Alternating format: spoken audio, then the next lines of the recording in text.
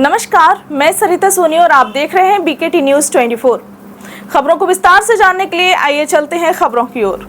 Railway यूनियनों के चुनाव में north central railway men's union के पदाधिकारी काफी जोश में दिखे। चुनाव प्रक्रिया के दूसरे दिन यूनियन के पदाधिकारियों ने अब यह दावा कर दिया कि हर हालत में जीत इसी यूनियन की होना है। यूनियन के समस्त पदाधिकारियों ने संयुक्त रूप से अपने विचार रखते हुए कहा कि केवल यही वही यूनियन है जो पुरानी पेंशन बहाली के लिए सक्रियता से लड़ाई लड़ेगी। बाकी अन्य यूनियन के नेता केवल अपने स्वार्थ के लिए नेतागिरी चमकाने में लगे रहते हैं।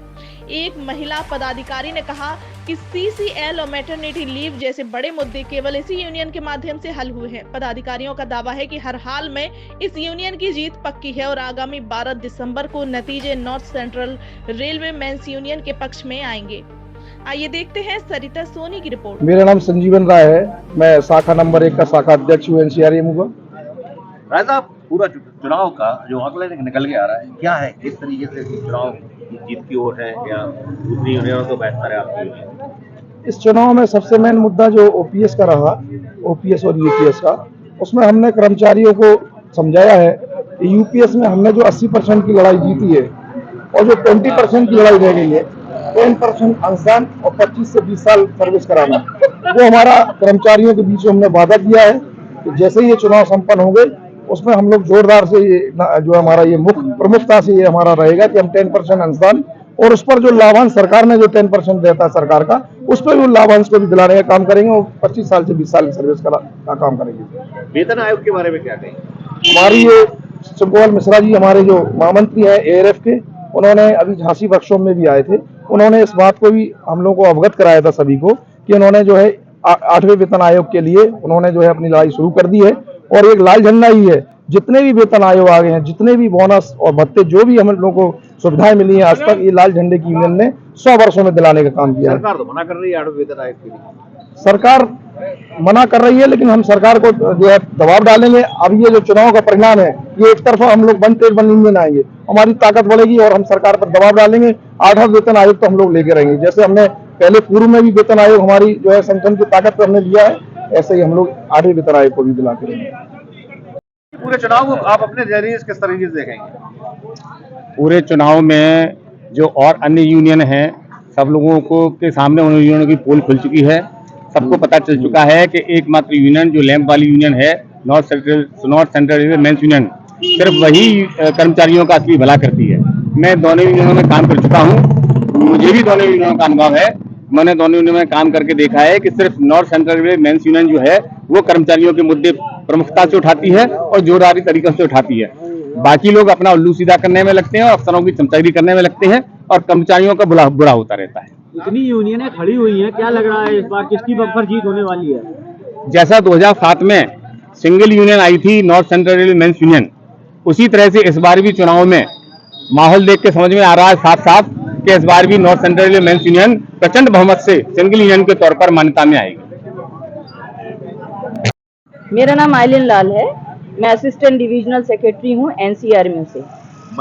महिलाओं के लिए यूनियन कितनी कारगर रही है? महिलाओं के लिए एनसीआरएम पूरी तरह से समर्पित यूनियन है और एनसीआरएम ही एकमात्र ऐसी यूनियन है जिसने कि हम महिलाओं को 2 साल की सीसीएल दिला रखा है। इनके प्रयासों से ही ये 2 साल की सीसीएल मिली है। महिलाओं के लिए बहुत काम किया है। मैटरनिटी लीव और अन्य जो लाभ है महिलाओं के, केवल एनसीआरएम देने में सफल रही है और महिलाओं का विश्वास है बाकी सब सिस्टर्स यूनियन भड़काने और भटकाने का काम कर रही हैं। एकमात्र एनसीआरएम ऐसी है जो सही रूप में महिलाओं के लिए काम कर रही है।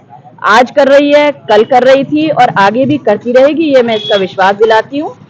महिलाओं के ऐसे कौन से मुद्दे हैं जो ज्वलंत समस्या बन गई है जिनका समाधान आज करना होगा? जी हाँ, हमारा कैडर चेंज का एक मुद्दा चल रहा है जिसमें कि हमारे असिस्टेंट ड्राइवर जिन्हें कि आज की लेडीज हैं, उन्हें परेशानी होती है ट्रेन में जाने में और बच्चों के संग में। हम इस पे काम कर रहे हैं, हमारी यूनियन इसके लिए काम कर रही है कि हम उनको एक बार लाइफ में एक मौका दिलाएं, कैडर चेंज करने का ऑप्शन उनको दिलाएं। इस पे हम पूरा भरसक प्रयत्न कर रहे हैं।